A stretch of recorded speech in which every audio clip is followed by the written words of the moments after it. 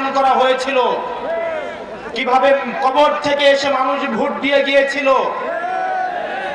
আমরা সেটির সাক্ষী হয়েছিলাম 2018 সালে।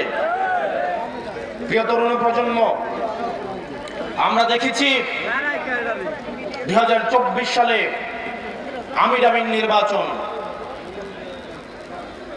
আমাদের মাথা হেট হয়েছিল, আমাদের মস্তক অবনত হয়েছিল, আমরা সাদাকে সাদা বলার স্বাধীনতা হারিয়েছিলাম।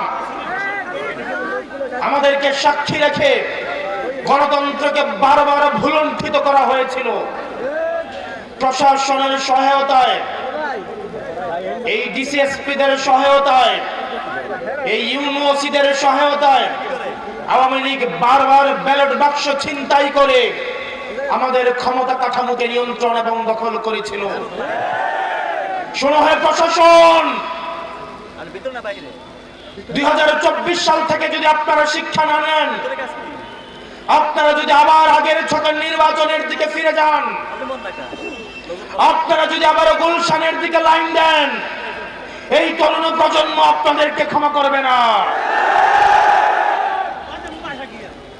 এই তরুণ প্রজন্ম যারা জুলাই এসে রক্ত দিয়েছিল, এই শাহী খুনি হাসিনাও বলতে বাধ্য হয়েছিল, ওদের একটাকে মারলে একটাই যায়, বাকিগুলো রাস্তা থেকে যায় না।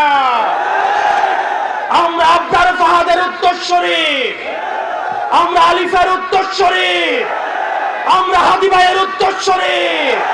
সুতরাং যেসব ডিসিএসপিরা আবার 14-এর মতো, 18-এর মতো, 24-এর মতো ব্যালট বাক্স ছিনতাই করার চিন্তা করছেন, আপনাদের প্রতি আহ্বান থাকছে, আপনাদের প্রতি আপনাদের পরিণতি হারুনের মতো এবং বেনজিরের মতো হবে।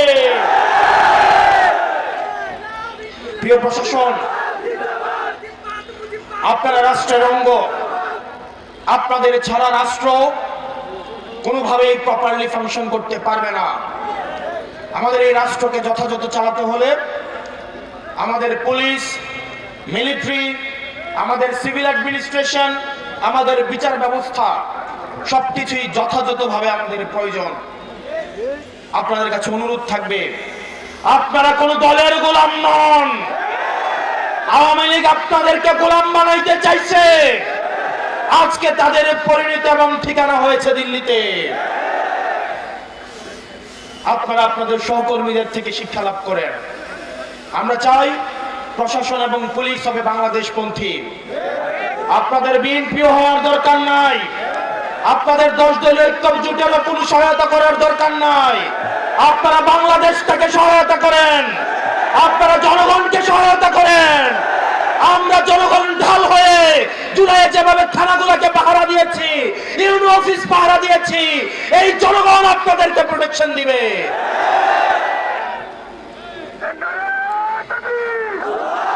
আমরা চাই এই অভ্যুত্থানের পরে প্রশাসন এবং পুলিশের ভূমিকা হবে নিরপেক্ষ।